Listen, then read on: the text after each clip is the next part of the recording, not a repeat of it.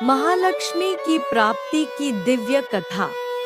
एक ऐसी कथा जिसे सुनकर स्वयं लक्ष्मी माता की कृपा बरसने लगे। प्राचीन समय की बात है। हिमालय की एक शांत पवित्र घाटी में ध्रुवा नाम की एक सती स्वभाव वाली कन्या रहती थी। उसका हृदय इतना निर्मल था कि पेड़ पौधे भी उसके पास आते ही हरे भरे हो जाते। वह प्रतिदिन स्नान करके एक छोटे से सरोवर के किनारे बैठकर माता महालक्ष्मी का ध्यान करती। श्री हरि श्री महालक्ष्मी नमः। ध्रुवा का परिवार अत्यंत गरीब था। घर में कभी अनाज की कमी रहती, कभी जलावन की।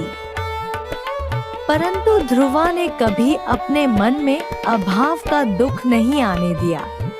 वह कहती, माता लक्ष्मी की आराधना में मन लगा हो तो अभाव भी सौभाग्य बन जाते हैं। लक्ष्मी कृपा का प्रथम संकेत। एक दिन सरोवर के पास ध्यान करते करते ध्रुवा को लगा जैसे हवा तीर्थ का स्पर्श कर रही हो। आसपास चमेली की अनोखी सुगंध फैल गई। ध्रुवा ने नेत्र खोले तो देखा एक श्वेत कमल जल की लहरों पर तैरता हुआ उसकी ओर आ रहा था। यह कमल कोई साधारण नहीं था। उसकी पंखुड़ियों से सुनहरे प्रकाश की किरणें निकल रही थी। उसने कमल को हाथ में लिया तो पंखुड़ियों के भीतर से एक मंद स्वर सुनाई दिया, बेटी, जिस हृदय में स्वार्थ नहीं, वही मेरा वास्तविक मंदिर है। ध्रुवा को लगा मानो स्वयं माता महालक्ष्मी ने आशीर्वाद दिया हो। दिव्य परीक्षा का आरंभ। उसी रात स्वप्न में एक दिव्य स्त्री प्रकट हुई, अत्यंत तेजस्वी, सौम्य, कमल जैसा मुखमंडल। उनके 4 हथेलियों में क्रमशः कमल, शंख, वरद मुद्रा और अभय मुद्रा। माता ने कहा, ध्रुवा, मैं तुम्हारी भक्ति से प्रसन्न हूँ, परंतु सच्ची लक्ष्मी केवल उन्हीं को मिलती है जो उसके योग्य होते हैं। तुम्हें 3 परीक्षाएं देनी होंगी। ध्रुवा ने सहज भाव से कहा, माता, आपकी इच्छा ही मेरा सौभाग्य है। पहली परीक्षा, दान की परीक्षा। अगले दिन एक वृद्धा उसके द्वार पर आई। शरीर दुर्बल, कपड़े फटे हुए। वृद्धा ने भोजन मांगा। घर में केवल एक मुट्ठी चावल थे जिनसे उसी का दिन चलना था। पर ध्रुवा ने बिना सोचे वह चावल वृद्धा के पल्लू में डाल दिए। वृद्धा ने मुस्कुरा कर कहा, बेटी, जिसने अपना कौर भी दूसरों को दे दिया, उसे लक्ष्मी कैसे न मिले। और अचानक वह वृद्धा स्वर्ण प्रकाश में विलीन हो गई। दूसरी परीक्षा, सत्य की परीक्षा। कुछ दिनों बाद गांव में झूठा आरोप लगाकर लोगों ने ध्रुवा को दोषी ठहरा दिया। सब उसे गलत समझ रहे थे। वह चाहती तो बचने के लिए कुछ भी कह सकती थी, पर उसने केवल यही कहा, सत्य को प्रमाण की आवश्यकता नहीं, समय ही उसका साक्षी है।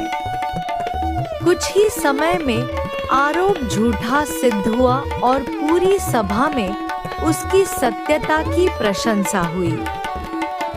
तीसरी परीक्षा, धैर्य की परीक्षा। तीसरी परीक्षा सबसे कठिन थी, अभाव में भी प्रसन्न रहना।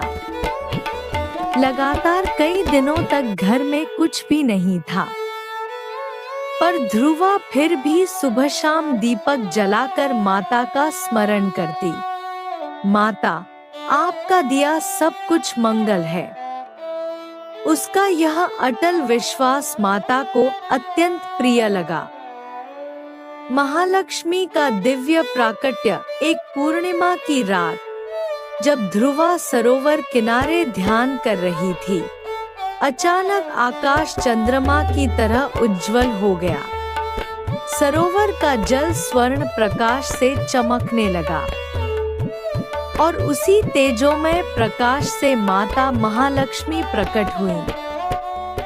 नील अंबर, स्वर्णाभ आभा, कमलासन, 4 भुजाएं और अद्भुत दया।